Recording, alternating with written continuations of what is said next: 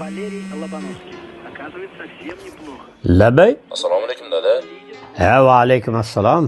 Dada, xullas uchastka bitib qolyapti. Xullas ham yo'g'ini siz aytgandek qildik. Aha. Oldiga hali akfa qilishimiz kerak edi, o'shanga maslahat so'rayotgandim. Ha, hayvonni oldiga. Ha, buni o'ylab o'tirmasdan, mana bu joydamni bilasan-a? Mana shu joydamga kelib, o'sha yerda Iskandar Akfa jamoasi degan shunaqa romlarni tayyorlaydigan firma bor. Ana shunga borib uchraysan. Iskandar aka, dadam yubordilar.